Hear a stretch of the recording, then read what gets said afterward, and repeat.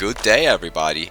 Have you ever wondered what is it like to be exploring the depths of the ocean, Aquaman style?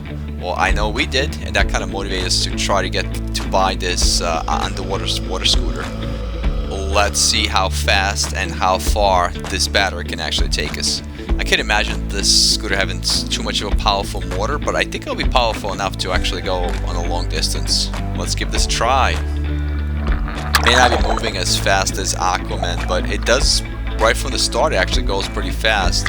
We're probably somewhere maybe a little bit under 3 miles an hour, around that, but it is sufficient enough. I wouldn't want to go any faster because then I won't be able to explore the bottom of the ocean.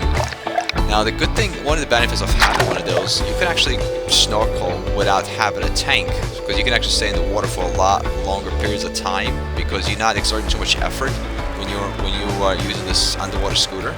So it does give you a way to kind of explore the bottom of the ocean without having the full-blown scuba gear. So I think that's a good thing. Or you can just hang out on the surface and just glide around. Now we are in a very moderate wave conditions. I mean the waves are very minimal at this point, so I think you can pretty much be underwater and glide on top of the water and around the same speeds. But you do have to be careful because when you get to a little bit shallow areas where you have some objects in front of you, you could actually crash if you don't see ahead of you. That's what happened here. We didn't realize how shallow the actual water is here, and when you were diving in, you are going at a relatively fast speed, so you could crash into the rocks in the bottom of the ocean if you have no space to maneuver. Guess it's just a learning experience. It kind of encourages you to be careful next time, because you could damage either propellers or the scooter itself. I will be honest, it is a little challenging to basically see ahead of you in the murky waters, and sometimes it's almost impossible to avoid the obstacles, but you do the best you can, and you are moving a little faster than if you were just swimming, so you have to be extra careful trying to see ahead of you so you can avoid the obstacles.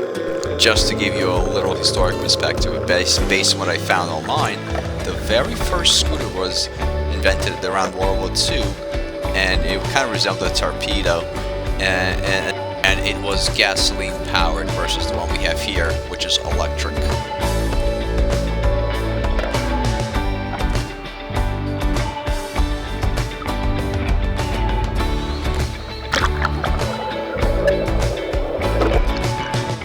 Now the Sublu scooter we're using here comes with one speed, and it tops around 3.3 miles an hour and up to 1 hour of runtime, which seems like a lot, but honestly when you're out there having fun, it flies by pretty quick. That's the way I honestly suggest. Some of them come with 2 batteries, and that's what you want to make sure when you buy one of those, but other ones you have to purchase them separately, but definitely have a couple of batteries so you can get back to the shore and change them out. And one thing, it does have a dial that tells you the actual battery life, but when you're out there exploring, you're probably not going to be glancing at that dial the whole time. So you're running the risk of actually getting to a very low battery without even seeing that. So what happens then when you get to a certain threshold, it starts cutting off. Which good in a way, it does alert you, but I wish there had a different way of alerting you that you're getting close to the running out of battery. This way you can just get back to the shore, because you kind of have to when that occurs, you kind of have to stop and go every time. So pretty much it cuts off, it stops you, and then you got to keep going, and then it stops again. So it is a little bit annoying, but it does alert you that you're about to run out of battery. So in that sense, you'll be able to get back. Now this device is rated for about 30 feet, so that's pretty deep. I didn't realize it was actually that advanced. Personally, I pretty much did the most I've gone about 6 feet, maybe 10 feet. Nothing deeper than that. Personally, I wouldn't go anywhere deep, into any more depths without having a full-blown scuba gear. But it's good to know the device, this scooter can actually go pretty deep. Knowing that I know what I know now, would I still buy it? Yes. And I'll tell you why, because I think it's a great way to explore and snorkel without, again, having the full-blown scuba gear. And just it gives you a different way to enjoy the water.